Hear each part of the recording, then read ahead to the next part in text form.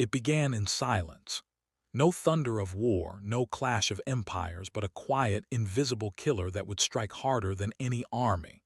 In the waning days of the First World War, as cannons still roared on the battlefields of Europe, a new enemy slipped across borders and oceans.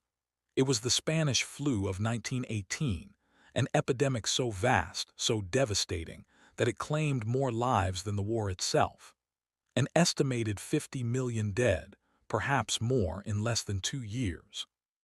Entire families vanished, cities fell into mourning, and even the strongest nations trembled before a virus too small to see. The world of 1918 was already shattered. The Great War had dragged on for 4 long years, leaving millions dead and millions more wounded. Armies had crossed continents, carrying with them not only weapons but also the seeds of disease. Soldiers huddled in crowded trenches, ships transported men across the seas, and cities welcomed returning troops with parades that would soon become funerals. In this world of hunger, displacement, and shattered health systems, influenza found the perfect ground to spread. It did not begin in Spain. The first reports came from military camps in the United States in early 1918. At Camp Funston in Kansas, soldiers fell ill with sudden fevers, aching joints, and weakness so severe they collapsed on parade grounds. Within days, thousands were infected. From America, the sickness traveled with troops to Europe, sweeping through barracks and battlefields. Newspapers in Britain, France, and the United States, bound by wartime censorship, downplayed the epidemic, fearing it would crush morale. But neutral Spain, free from such restrictions, reported openly on the mysterious illness. Thus, the world called it the Spanish flu. At first, many thought it was an ordinary influenza, harsh but familiar. But by the autumn of 1918, the virus mutated into something far deadlier. Victims were struck suddenly, some collapsing in the streets within hours of first symptoms. High fevers, violent coughing, and bleeding from the nose and lungs left them gasping for breath. Doctors described patients turning blue, their bodies starved of oxygen, as though they were drowning on dry land. One physician in Philadelphia wrote, "It is only a matter of hours until death comes, and it is a dreadful thing to see." Cities became graveyards. In Philadelphia, authorities ignored warnings and pressed ahead with a massive Liberty Loan parade to support the war. Within 3 days, every hospital bed in the city was filled.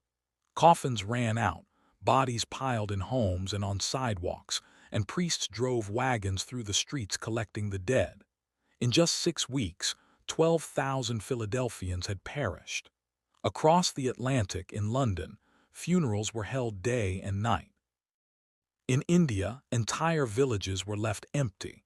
Some 20 million Indians may have died in one of the deadliest regional tolls in human history. The virus struck rich and poor alike, but it showed a cruel preference. Unlike most influenzas, which preyed on the very young and very old, this one often killed the healthy, men and women in their 20s and 30s, the very backbone of nations. The war only fed the spread.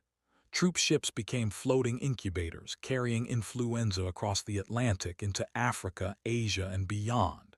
In the trenches, soldiers coughed and bled, yet orders demanded they keep fighting.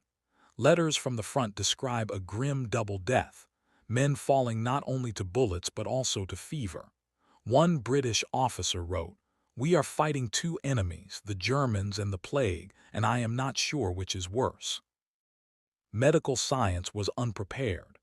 There were no vaccines, no antiviral drugs, not even antibiotics to treat secondary infections like pneumonia.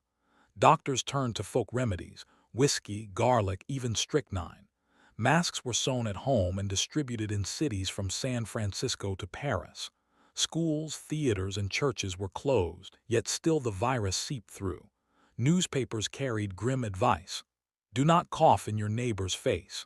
If you must sneeze, do so into your handkerchief. But for many, the warnings came too late. The aftermath was staggering. When the pandemic finally burned out in 1919, the world counted its losses. 50 million dead, some scholars say closer to 100 million, nearly 5% of humanity. In India alone, the death toll may have exceeded the battlefield deaths of all nations combined in the Great War. In the Pacific Islands, entire communities were erased. Even world leaders were not spared. Woodrow Wilson, the American president, collapsed with influenza during the Paris Peace Conference of 1919, his weakened body altering the course of negotiations that would shape the 20th century. Yet as quickly as it came, the flu faded from memory. Overshadowed by the war and the peace that followed, many nations chose to forget. Families grieved privately, but governments rarely built monuments for the victims of disease. Still, the legacy of the Spanish flu remains. It transformed medicine and public health. Nations realized the power of invisible enemies and began investing in epidemiology, virology, and international cooperation. The pandemic became a grim reminder of the fragility of human life in the face of microbes.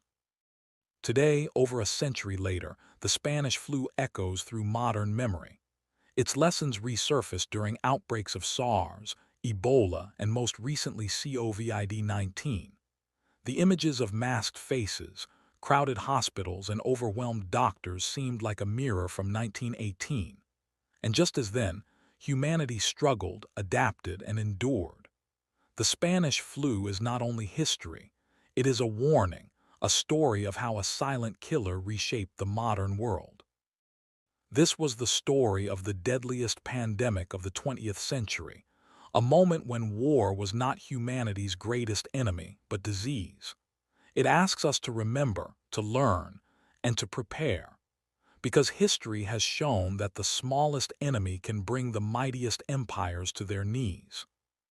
Creating this episode required deep research and careful storytelling, bringing together voices from the past to honor those who lived and died in 1918. If you value historical storytelling told with care and authenticity, consider supporting this work so that history and its lessons are never forgotten.